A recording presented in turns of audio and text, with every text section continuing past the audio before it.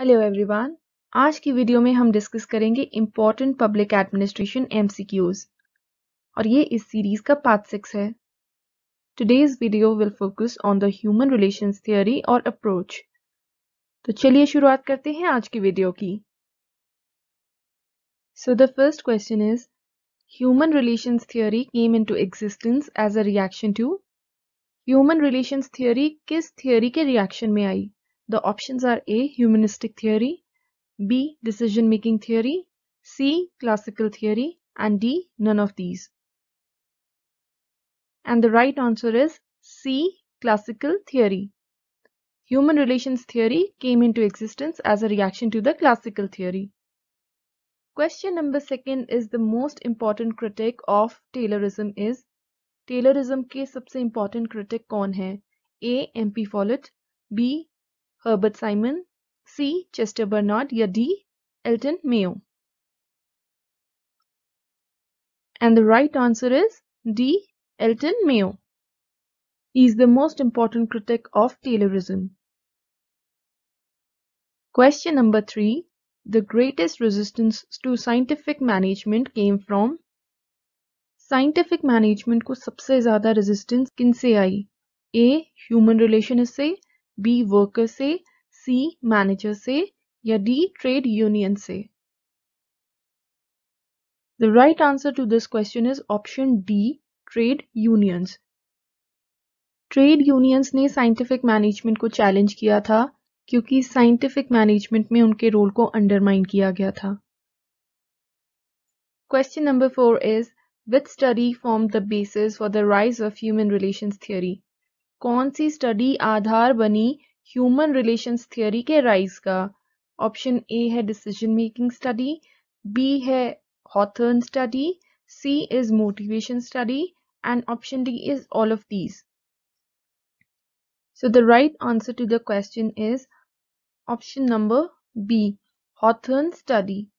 It formed the basis for the rise of human relations theory. Hawthorne Experiments ने या Hawthorne study ने human relations theory को popularize किया, ये आधार बनी human relations theory का. Question number 5 is which style of management advocated by human relations theory? Human relation theory के जो सपोर्टर्स हैं कौन से स्टाइल ऑफ मैनेजमेंट को सपोर्ट करते हैं? Options are A participative management, B non participative management, C both A and B and D none of the above. तो इसका राइट आंसर है ऑप्शन ए पार्टिसिपेटिव मैनेजमेंट. और पार्टिसिपेटिव मैनेजमेंट से कौन से थिंकर जुड़े हैं? इट इज रेंसिस लिकर्ट, जिनको हम एक सेपरेट वीडियो में डिस्कस कर चुके हैं. The human relations theory lays emphasis on. Human relations theory किस पर एम्फेसिस देती है? ए प्रिंसिपल्स ऑफ ऑर्गेनाइजेशन पे, बी फॉर्मल ऑर्गेनाइजेशन पे, सी पीपल या डी ऑल ऑफ दीज. बहुत सिंपल सा क्वेश्चन है ये. इसका आंसर है option C people. Human relations theory people oriented होती है. Question number 7 is which of the following is not true about human relations theory? Human relations theory के बारे में क्या सही नहीं है? A. Focus on human relations rather than the structure of the organization. Structure से ज़्यादा human relations पर focus करना. B. Conducted by Professor Elton Mayo and his associates. C. Time period of experiments from 1926 to 1936. Option D. Emphasis is placed on how individuals interact within groups and how it affects their performance. कि human relations theory में emphasis दिया जाता है कि individuals groups में कैसे interact करते हैं और इस इंटरैक्शन से उसकी परफॉर्मेंस कैसे इफेक्ट होती है. तो इसमें से आपको बताना है कौन सा सही नहीं है. The right answer to this question is option C. The time period of experiments from 1926 to 1936 is wrong. In experiments का टाइम पीरियड 1926 से लेकर 1936 तक नहीं था, बल्कि इन एक्सपेरिमेंट्स को स्टार्ट किया गया था 1924 में. Question number 8. Hawthorne experiments were conducted from the period. Hawthorne experiments का टाइम पीरियड क्या था? Option A 1924 to 1932, option B 1924 to 1934, option C 1924 to 1936 and option D is 1924 to 1938. तो ये काफी कंफ्यूजिंग क्वेश्चन है क्योंकि इसमें ईयर्स इन्वॉल्व्ड हैं and the available options are so similar to each other. तो इसका राइट आंसर है ऑप्शन ए 1924 to 1932. ये टाइम पीरियड था हॉथर्न एक्सपेरिमेंट्स का. So keep this in mind because it's really important. Question number 9 is Hawthorne experiments were conducted at A. Bethlehem Steel Company, B. Western Electrical Company, C. Midway Steel Company और D. None of these. अगर आपने मेरी human relations वाली video देखी है तो आपको इसका आंसर 100% पता होगा. The right answer is option B. Western Electrical Company. यहाँ पर Hawthorne experiments को कंडक्ट किया गया था. Question number 10 is Hawthorne experiments was conducted by A. Mary Parker Follett, B. Abraham Maslow, C. Elton Mayo or D. Peter Brucker. A very simple question and the right answer to this question is option C. Elton Mayo. Question number 11 is Hawthorne studies was conducted in Western Electrical Company in Hawthorne study को किस जगह पर conduct किया गया था? जो western electrical company थी जहां पर हॉथर्न स्टडीज कंडक्ट की गई थी वो किस जगह पर, किस प्लेस पर लोकेटेड थी? Option A Chicago, option B California, option C Texas और option D London. And the right answer is option A Chicago. Question number 12 is which of the following participated in Hawthorne experiments? Hawthorne experiments में इनमें से किसने participate किया था? Option A Peter Drucker, option B F J. Roethlisberger, option C Chester Barnard, option D M P. Follett. The right answer is option B F J. Roethlisberger. Roethlisberger was a social scientist and a management theorist at Harvard Business School who had participated in the Hawthorne experiments. Question number 13. The findings of the Hawthorne experiments are discussed in Hawthorne experiments की जो findings हैं उसको किसमें discuss किया गया है? A. Management at the work, B. Management and the worker, option C. Management and the morale and option D. None of these. It's a tricky question and its answer is B. Management and the worker. ये एक book थी by Roethlisberger and Dickson जिसमें Hawthorne experiments की findings को discuss किया गया था. Question number 14. The human relations theory is also known as A. Classical theory, B. Scientific theory, C. Neoclassical theory or D. None of these. So what is the other name for human relations theory? The answer is neoclassical theory.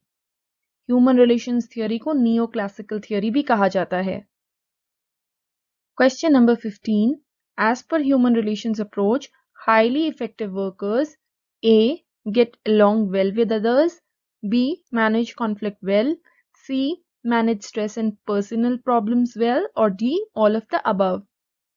वो दूसरे workers के साथ अच्छे से रहते हैं, conflict को अच्छे से मैनेज करते हैं, स्ट्रेस को भी अच्छे से मैनेज करते हैं, पर्सनल प्रॉब्लम्स को भी अच्छे से मैनेज करते हैं. So the right answer is option D, all of the above. Highly effective workers get along with others, manage the conflict well and manage stress and personal problems very well.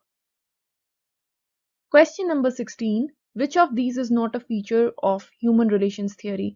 इसमें से human relations theory का feature क्या नहीं है? A. Incentives play a very important role in motivating people. Incentives एक important role play करते हैं लोगों को motivate करने में. B. Communication between management and employees is important. Management और employees के बीच में communication बहुत ज़रूरी है. C. Emphasis is on factors like recognition, self-actualization and morale. Human relations theory में एम्फेसिस दिया जाता है ऑन फैक्टर्स लाइक रिकग्निशन में, सेल्फ एक्चुअलाइजेशन पे और मोरल पे, या D effectiveness of an organisation depends on the quality of relationship. एक ऑर्गेनाइजेशन की इफेक्टिवनेस किस पर डिपेंड करती है? उस ऑर्गेनाइजेशन में क्वालिटी ऑफ रिलेशनशिप्स कैसे हैं। तो इसमें से कौन सा ह्यूमन रिलेशंस थियोरी का फीचर नहीं है? The right answer is option A. Incentives play an important role in motivating people. ये ह्यूमन रिलेशंस थियोरी का फीचर नहीं है, बल्कि इंसेंटिव्स की बात कौन करता है? इंसेंटिव्स की बात करती है scientific management theory. Question number 17. The book in which the Hawthorne Experiments are discussed in detail is written by? किस बुक में हॉथर्न एक्सपेरिमेंट्स को डिटेल में डिस्कस किया गया है? ये हमने अभी प्रीवियस क्वेश्चन में डिस्कस भी किया है। ऑप्शन ए है Roethlisberger and Dickson, option B है Roethlisberger and William White, option C है Roethlisberger and Elton Mayo, and option D है Roethlisberger and L D. White. So the right answer is option A. F.J. Roethlisberger and William J. Dickson.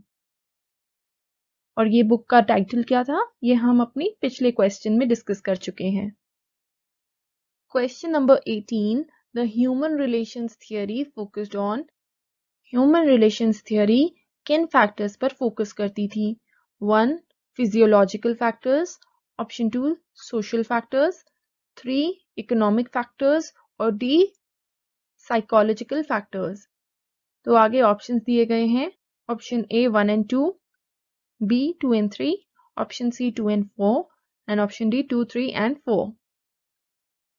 The right answer is option C 2 and 4, which means the human relations theory focused on the social factors यानी कि सामाजिक factors and psychological factors जो कि होते हैं मानसिक factors. Question number 19. Which of the following experiments had two groups, namely control and experimental groups? किस experiment में दो ग्रुप्स थे जिनका नाम था कंट्रोल एंड एक्सपेरिमेंटल ग्रुप्स?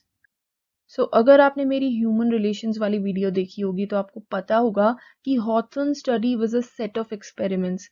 तो ऐसा कौन सा एक्सपेरिमेंट था जिसमें कि दो ग्रुप्स थे, which were control and experimental groups? Option A is bank wiring observation room experiment, option B is illumination experiment, option C is mass interviewing program, or option D is both A and B. So the right answer to this question is option B, illumination experiment. Illumination experiment क्या था? अगर आप जानना चाहते हैं तो मेरी human relations वाली वीडियो का लिंक नीचे डिस्क्रिप्शन बॉक्स में है, आप वहां से इसको चेक कर सकते हैं। Next question is, in which experiment group behavior of workers was observed and the effect of informal group norms on productivity was determined?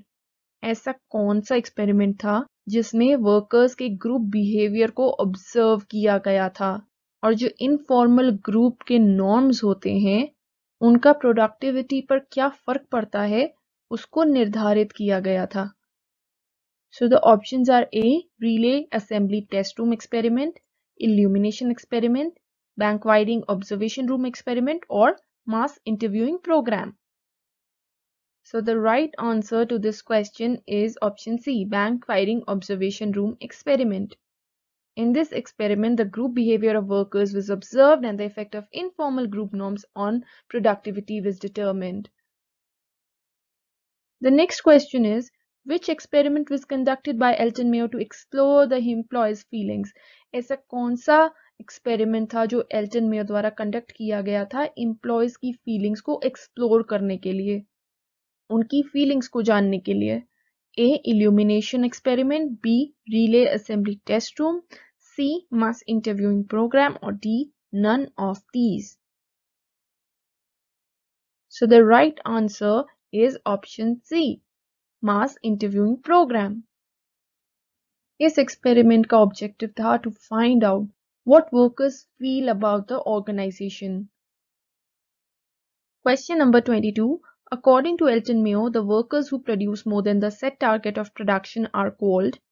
ऐसे वर्कर्स जो सेट टारगेट से ज्यादा प्रोड्यूस करते हैं उनको एल्टन मेयो ने क्या कहा है? A, squealer, B. officious, C. raid buster या D. chiseler? And the right answer is option C, raid buster. So set target से ज्यादा प्रोड्यूस करने वाले वर्कर्स को रेट बस्टर कहा है एल्टन मेयो ने. Question number 23. Squealers were the workers who. Squealers कौन थे? They were the workers who tried to produce more than the group norm. They were too slow, complained to the supervisors, or none of these. तो ये चार options हैं और इनमें से बताना है कि स्क्वीलर्स कौन थे. The right answer is option C, complain to the supervisors. Squealers ऐसे वर्कर्स थे जो सुपरवाइजर्स को कंप्लेन किया करते थे. Question number 24. Hawthorne experiment is a phenomena of performing better when a person knows they are being observed. Hawthorne experiment क्या है? Option ए, ये एक ऐसा फिनोमेना है जिसमें एक पर्सन बेटर परफॉर्म करता है क्योंकि उसे पता होता है उसको ऑब्जर्व किया जा रहा है. Option B, a series of experiments conducted at Hawthorne. Option C, an alternate name for bank widening experiment. और डी, none of these. तो Hawthorne effect इनमें से क्या है? It's a very very important question. The right answer is option A, a phenomena of performing better when a person knows they are being observed. Hawthorne effect कहते हैं एक ऐसे phenomena को जब एक पर्सन बेटर परफॉर्म करता है क्योंकि उसको पता होता है कि उसको ऑब्जर्व किया जा रहा है. इस फिनोमेना को Hawthorne effect बोलते हैं. The last question for today's video is a statement. Too often we try to solve human problems with non-human tools and in terms of non-human data. It is a simple thesis that a human problem requires a human solution. तो basically ये किसने कहा था कि human problem जो है वो एक ह्यूमन सॉल्यूशन ही रिक्वायर करती है. Option A, Elton Mayo. Option B, Fritz Roethlisberger. Option C, William Whyte. या option D, William Dickson. And this statement was said by Fritz Roethlisberger. उनका ये मानना था कि ह्यूमन प्रॉब्लम्स जो हैं they require a human solution. So these were the questions for today's video. Hope आपको video पसंद आई होगी. So thank you so much for watching it. आपका दिन शुभ हो.